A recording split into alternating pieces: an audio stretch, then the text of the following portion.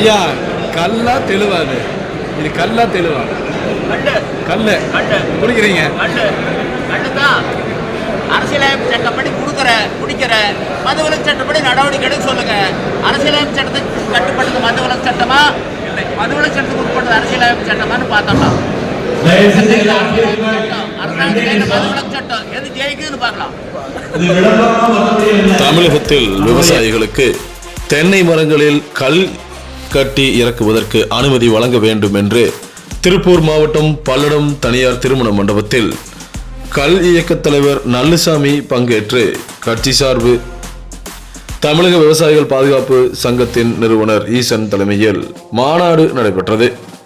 கல் விடுதலை மாநாடு ஏராளமானோர் பங்கேற்று நடைபெற்றது. இதில் மேடையிலேயே கல் பருகி தமிழக அரசிற்கு சவால் விடுத்தார் கல் இயக்க தலைவர் நல்லுசாமி.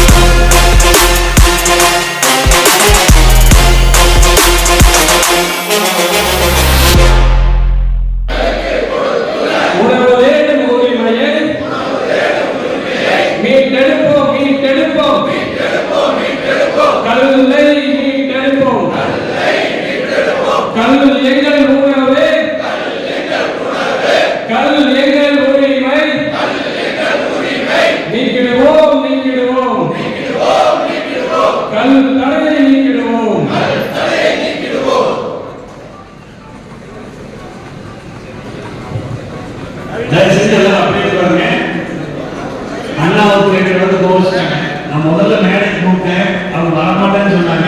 நீங்க இதை சொல்லியில கூப்பிட்டுருப்பாங்க, நான் வந்துருக்கேன். இறக்குவதும் பருகுவதும் இந்திய அரசியலமைப்பு சட்டம் மக்களுக்கு கொடுத்திருக்கும் உணவு தேடும் உரிமை. மேலும் இது உலகளாவிய நடைமுறையும் ஆகும். 1/1/87 தமிழ்நாடு அரசு எடுத்த முடிவு கொள்கை முடிவு அல்ல, கொள்ளை முடிவு. அது அரசாங்கத்தினுடைய கைலாகாத்தனத்தினுடைய வெளிப்பாடு. தமிழ்நாட்டில் இறக்குமதி மதுக்களும் இந்திய தயாரிப்பு அயல்நாட்டு மதுக்களும் தாராளமாக சந்தைப்படுத்துகின்ற பொழுது கல்லுக்கு மட்டும் ஏன் தடை? கல்லில் கலப்படம் செய்தார்கள், கலப்படத்தை கட்டுப்படுத்த முடியவில்லை, ஆகவே தடை. It is not policy, it is the inefficiency of the government. ஒரு அரசனுடைய கைலாகத்தான் எப்படி கொள்கை முடிவாகும்? இதுதான் நாங்கள் கேட்குறோம். ஆக கல்லிறக்குவோர் மீது தமிழ்நாடு அரசு நடவடிக்கை எடுத்தால் நாங்கள் கேட்கக்கூடிய ஒரு கேள்வி, அரசியலமைப்பு சட்டப்படி கல்லை இறக்கி நாங்கள் சந்தைப்படுத்துகிறோம், நீங்கள் மதுவிலக்கு சட்டப்படி நடவடிக்கை எடுக்கின்றீர்கள். ஆக அரசியலமைப்பு சட்டத்துக்கு கட்டுப்பட்டது மதுவிலக்கு சட்டமா இல்லை மதுவிலக்கு சட்டத்துக்கு உட்பட்டது அரசியலமைப்பு சட்டமா? குற்றவாளியார் கல் இறக்குவோரா? கல் இறக்குவோர் மீது நடவடிக்கை எடுக்கும் அரசுதான் குற்றவாளி. Government of Tamil Nadu is the accused person, not the third party. இதை தமிழ்நாடு உணர்ந்து உடனடியாக கல்லுக்கு விதிக்கக்கூடிய தடையை நீக்கி அறிவிக்க வேண்டும். இல்லாவிட்டால் விளைவுகளை இந்த அரசு மேற்கொள்ள வேண்டி வரும் என இந்த மாநாட்டு கூட்டம் தெரிவிக்கிறார். இல்லை, இந்த மாநாட்டில் என்ன முடிவு எடுத்திருக்கிறீங்க? நீங்கள் மீண்டும் போய் கல் கட்டுறதா முடிவு எடுத்திருக்கீங்களா? மரத்துலலாம் அது எங்களுடைய உணவு உரிமை.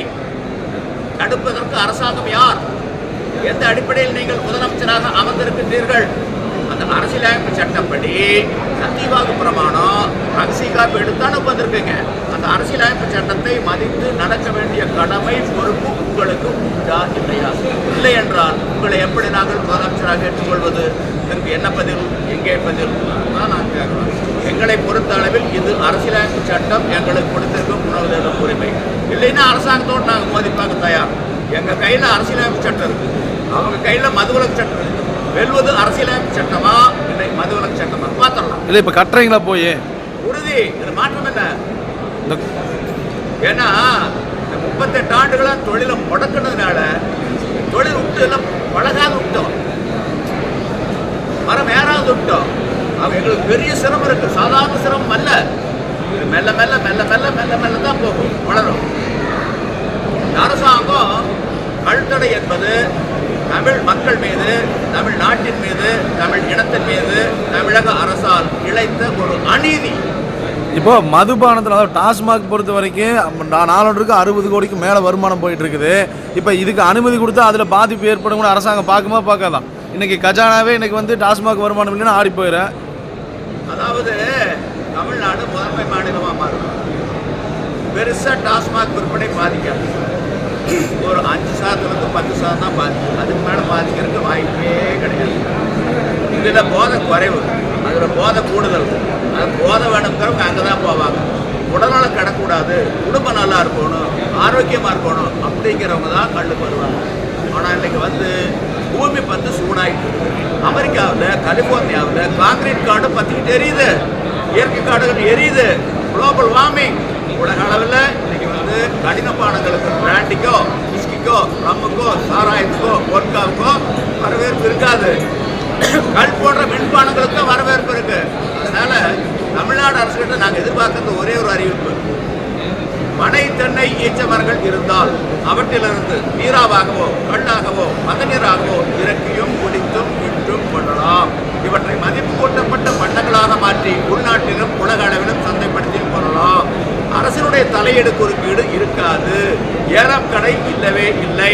அதே நேரத்தில் கலப்படம் போன்ற தவறுகள் நடப்பதாக கண்டறியப்பட்டால் கடுமையான தண்டனை இருக்கும் என்ற அறிவிப்போடு அரசு நிறுத்திக் கொண்டார்.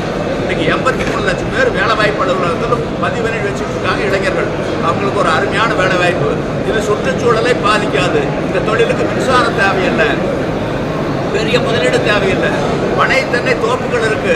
நாணயம் மட்டும் இருந்தால் போது குத்தகைக்கு எடுத்து மதிப்பு கூட்டப்பட்ட பண்டங்களாக மாற்றி பவுச்சில், பாட்டில்களில், டின்களில், டப்பாக்களில், டெட்ரா பேக்கில் அடித்து வேலை நாடுகளுக்கு, வளர்ந்த நாடுகளுக்கு, தலைநகரங்களுக்கு, நட்சத்திர விடுதிகளுக்கு, பன்னாட்டு விமான தளங்களுக்கு, பரிசளிக்கப்பட்ட கடைகளுக்கு அனுப்பி உலக அளவில் சந்தைப்படுத்துகின்ற பொழுது தமிழ்நாடு தலை நிமிரும், முதன்மை மாநிலமாக மாறும். பெரிய அளவிலான வருவாய் தமிழ்நாட்டுக்கு கிடைக்கும். இது 100க்கு 100 உறுதி. அப்போது ஒட்டுமொத்த உலகமும் தமிழ்நாட்டை பாராட்டும். இதைத்தான் வள்ளுவர் பதிவு செய்கின்றார்: குடிதழியை கோலோச்சும் மாநில மன்னன் அடிதழியே நிற்கும் உலகு. குடிமக்கள் நலனில் அக்கறை கொண்டு தொலைநோக்கு பார்வையில் சிந்தித்து வரும் தலைமுறையை முன்னிறுத்தி நல்லாட்சி நடத்துகின்ற ஒரு மாநில ஆட்சியாளர் பின்னால் ஒட்டுமொத்த உலகமும் அணிவகுத்து நிற்கும். உங்களுக்கு அவ்வளவு பெருமை வந்து கிடைக்கும் உலக அளவில். அதனால டாஸ்மாக் வருவாயை வச்சு தான் நாங்கள் நலத்திட்டங்கள் நடத்துகிறோம், அரசு ஊழியர்களுக்கு சம்பளம் கொடுத்துட்டு இருக்கிறோம் அப்படின்னு மதுவை நோக்கி இந்த அரசாங்கம் இருப்பது என்பது தமிழ்நாட்டுக்கு வந்திருக்கக்கூடிய ஒரு தலைக்குனிவு. இந்த மாதிரி இன்னைக்கு இருந்தீங்கன்னா உங்களை பாராட்டாத உலகம் உங்களை பார்த்து மாறி துப்போம். இப்போ இன்னைக்கு வந்து நீங்க ராமாயணத்துல ராமன் வந்து சீதைக்கு கல்லு கொடுத்தாருன்னு சொன்னீங்க. அது ராமன் சீதை கல்லு கொடுக்கல. ராமன் சீதை திருமணத்துல வந்திருக்கக்கூடிய விருந்தினர்கள் கொடுத்தாங்க. இது ஒரு சர்ச்சை ஏற்படுத்தாதா இந்த ஒரு விஷயம்? நீங்க சொல்றது எந்த விதத்தில் அதை நம்ம உறுதிப்படுத்துறது? உணவு இட் இஸ் நாட் இன்டாஸ்கேட்டிங் லுக்கோ ஸ்மார்ட் ஆஃப் ஃபுட். ஒட்டுமொத்த உலகம் உணவுன்னு ஏற்றுக்குது. தமிழ்நாட்டிலே மட்டும் இது போதைப் பொருள், இது மது என குறுக்கு சால் ஓட்டுகின்றார்கள். இப்படி குறுக்கு சால் ஓட்டுவோனே உலக பேய் பட்டியலில் வைக்கப்பட வேண்டும்னு வள்ளுவர் பதிவு பண்றாரு. உலகத்தார் உண்டென்பது இல்லென்பான், வையத்தில் அழகையா வைக்கப்படும். நீங்க என்ன பதில் சொல்றீங்க? நீங்க எந்த அடிப்படையில் இதை சொன்னீங்க? அப்படின்னா வள்ளுவருக்கு எது போட்டோம்? வள்ளுவருக்கு எதுக்கு வானலாவிசில எதுக்கு ஒவ்வொரு பேருந்துலையும் வள்ளுவருடைய குரல் படம் படிக்கிறது ராமாயணம், இடிக்கிறது பெருமாள் கோயிலா? இது என்ன பதில்? வாரத்துக்கு வாங்க. இங்க பாருங்க, முதலமைச்சர் இருக்காரு, துணை முதலமைச்சர் இருக்காரு, மாண்புமிகு அமைச்சர்கள் இருக்காங்க, IAS IPS அதிகாரிகள் இருக்காங்க, சட்ட வல்லுநர்கள் இருக்காங்க. வாங்க வாரத்துக்கு. ஜனநாயக நாடா உங்களுடைய வேட்டைக்காடா? சரி, இப்போ முடிவா கொள்ளை முடிவா? ஒரு நிமிஷம். இப்போ வந்து நீங்கள் கல் போய் கட்டுறீங்க, போலீஸ் நடவடிக்கை எடுப்பாங்க, மீண்டும் இது வந்து ஒரு வயலன்ஸ் தானே கிளப்பும்? வயலன்ஸே கிடையாது. அப்படின்னா கவர்மெண்ட் ஆஃப் தமிழ்நாடு பார்த்துட்டு தமிழ்நாட்டை மத்திய அரசு குடியரசுத் தலைவர் பார்த்து டிஸ்மிஸ் பண்ணணும். அரசியலமைப்பு சட்டத்தை மாற்றி நட கவர்னா டிஸ்மிஸ், கவர்மெண்ட் டிஸ்மிஸ் பண்ண நாங்கள் அந்த அளவுக்கு இறங்க வேண்டிய ஒரு சூழலுக்கு தள்ளப்படுவோம். நீக்கீடா இருக்கு. இல்லை ஒன்னா குடியரசுத் தலைவர் இந்த அரசாங்கத்தை டிஸ்மிஸ் பண்ணணும்.